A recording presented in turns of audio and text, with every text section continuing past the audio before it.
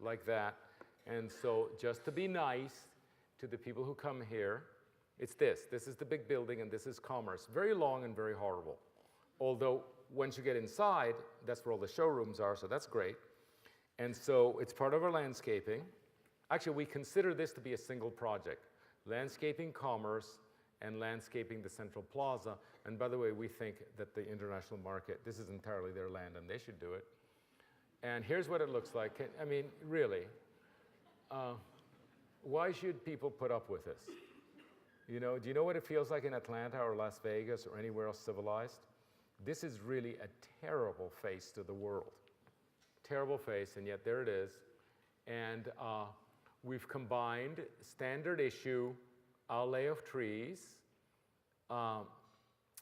very successful Tyvek wood boards. People love to walk on these wood boards. Of course, wood rots, but there's this stuff that's made out of recycled plastic that doesn't rot and now looks just like wood. So it's soft on the feet. You can put the tables on, the old trick of the awnings, and just fill it with cafe tables, you know, the way they do in France or in Venice. Not just a little apologetic row, but essentially pedestrianizing the place, you know, with movable, rentable furniture just during the, you know, just so that people say, wow, that was terrific independently of the showrooms. You know, the place is great also. You know, I had one night here in which, you know, I had a card and everything, and if I didn't have an invitation to a place to eat, you starve. What do? I mean, it's absolutely, it's cruel and unusual punishment. And that's not what leaves a good memory. So we're putting it together. This is a specification of what we would do: attaching awnings, planting trees, 35 Season Center, fill in with cafe tables, fast food. By the way, where does it, fast food trucks? The trucks come in and serve the food. You don't need to open restaurants. It's part of your management genius. And in fact, you might even be able to bring in trees on pots. You know, why not? Like, just bring the whole thing, take it in, take it out, make it great, and it would look like that.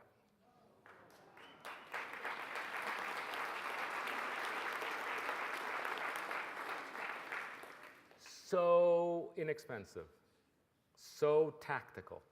You know, this could even be boards that you pull up. In fact, this could be made out of your pallets.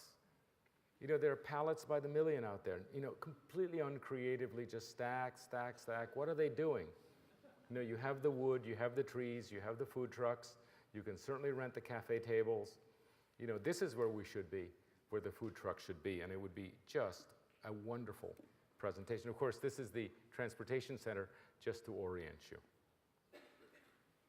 Really nice place. Canvas, lightweight, nothing to it. Now, the really rather horrible parking lot.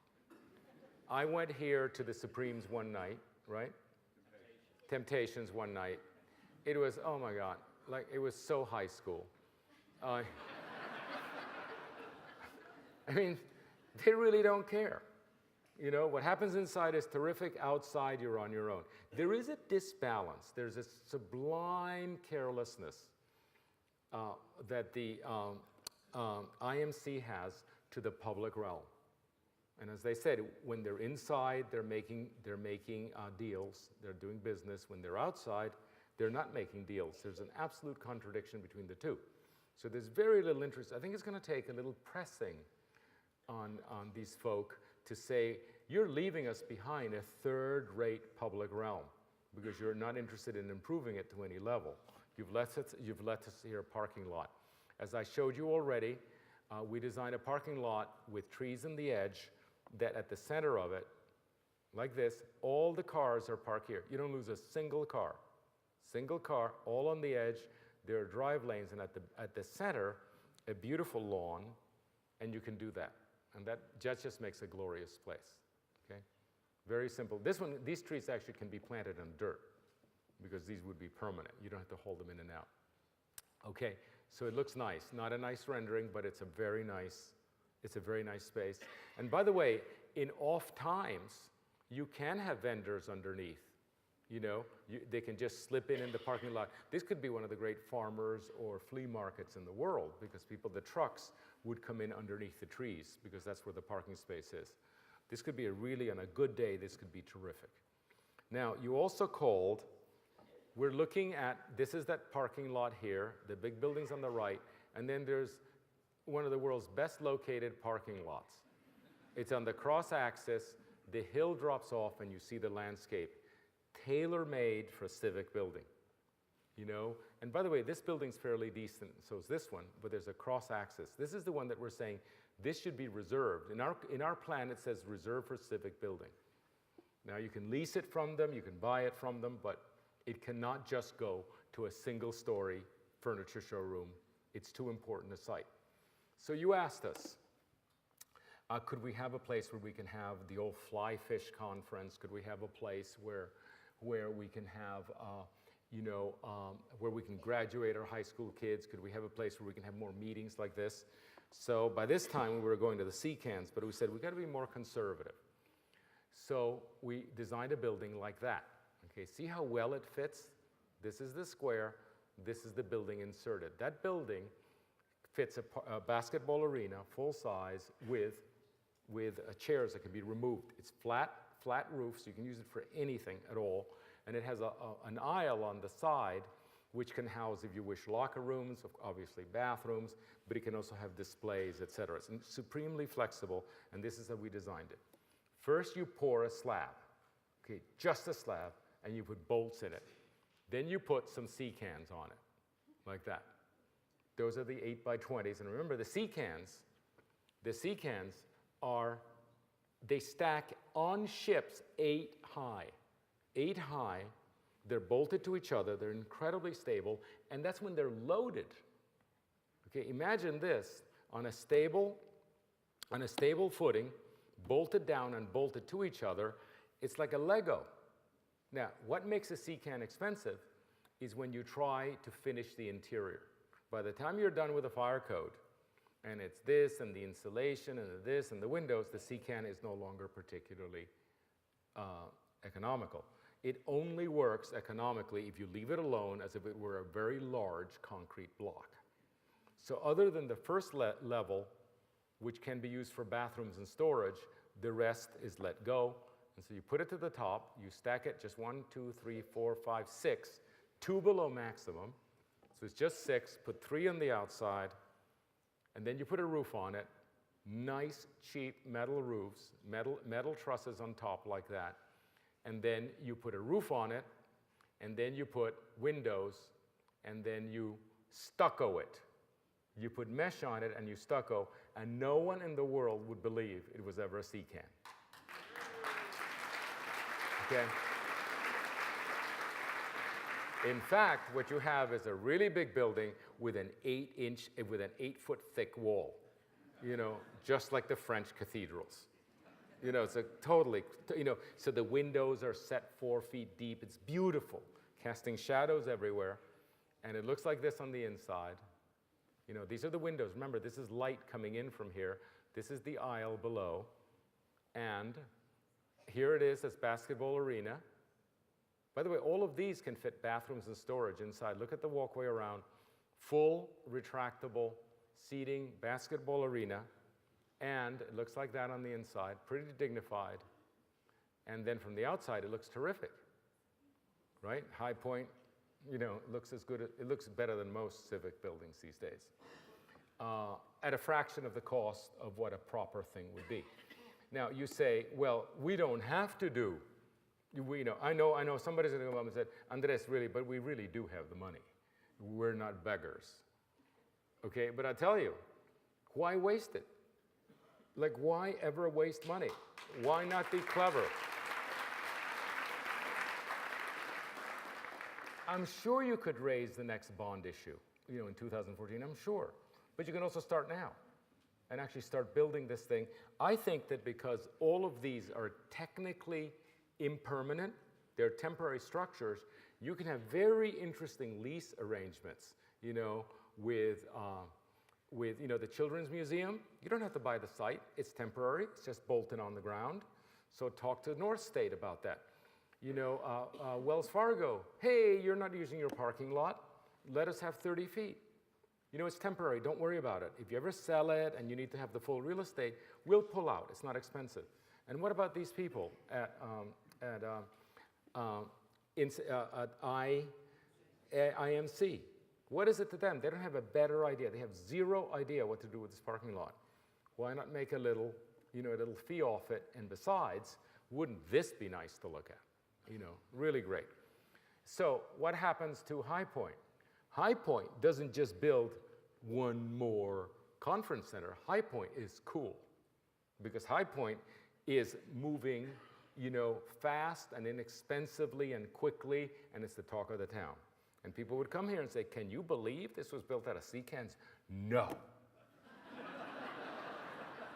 Don't tell me. I don't believe you. Sure, here are the photographs. By the way, the outside, just so you know, this isn't, Rome, okay? This is Dryvit. This is that insulated stuff that is used everywhere. So it's not the most solid thing in the world, but it's what you get. It's mostly what you get, including your hotel has just been covered with Dryvit. So, unfortunately. But again, it's a temporary building. We think it's terrific. Now, this building, which I was told to demolish, is the coolest building in town. Now, you have to be a young person to understand this. But I understand it. They're tired of rhetoric. They're tired of styles. They're tired of, gables. If you show them one more oak cabinet, they'll puke. They just can't stand it. That's why IKEA succeeds.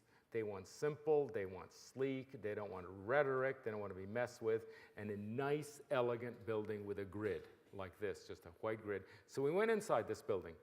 Do you know that it's got 13-foot ceilings, and that it is actually, if you look at it on the inside, it is one of the greatest loft buildings in the world? Okay, and you're looking for a loft building. Everybody says, can you find a good loft building? And that's because you're looking for brick. Well, why don't you get some faux brick, if you must? And put windows. But you don't need a faux brick because the coolest color now is white and simple inside. And already there's a floor inside that is painted black, black, black with the beautiful windows looking out, and you cannot believe how chic this is. Now let me bring up something which is very radical. Why is this going to be knocked down? Oh, because it has to be sprinklered, right? Now, you say, well, isn't that all right?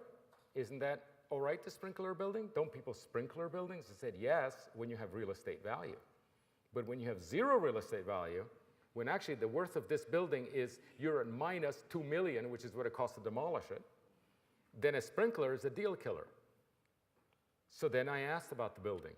Aaron Clinard had his office there for 20 years. I said, Aaron, what was the incidence of injury and death in these 50 years this building has been there without the sprinklers? And the story is exactly zero. Okay. Now what you're getting here in America is a complete deformation of reality. Because the reality is that this building is poured concrete, absolutely solid, first-rate poured concrete. But a book says you have to sprinkler it. But there's no actual evidence that you need to sprinkler it. In fact, anybody who sees it say this is one of the safest buildings in the world. But the book says, and then they say, well, Andres, you're theoretical. You're theoretical. I say, I'm sorry, I'm not theoretical. You're theoretically. Because you're off the book and I'm off the reality. And furthermore, it was only until very recently that everything has to be sprinklered. And you know why everything has to be sprinklered?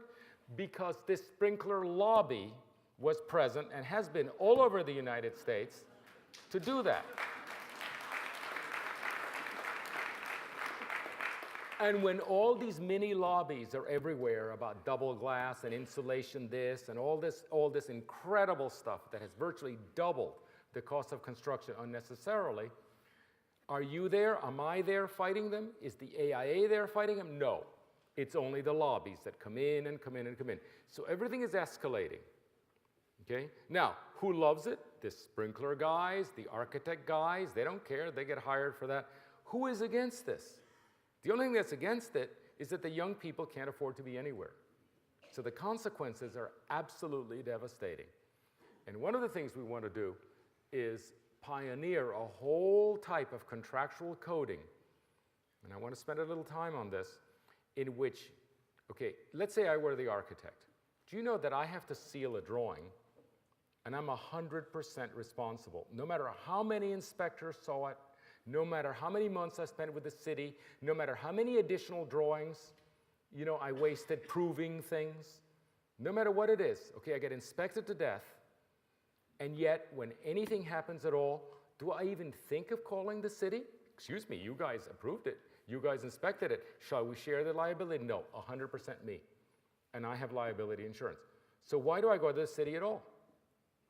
Why don't I just go and I seal it, and the engineer who designs it seals it, and we seal it, because we, the professionals, are 100% responsible, and we have liability. And I will sign that contract at any time, because it helps me not at all to suffer through 6 months of impossibility, nor does it help my client to waste a lot of money, when actually you can inhabit that building. If that building had never been evacuated, it wouldn't have had to be renovated. So what's up with that? And that is the agenda that I would like to develop in great detail here. And I would like that this, and I know everything's against us, but you know what? We're up to here. Everybody is sick of it. The whole country is up to here with bureaucracy. And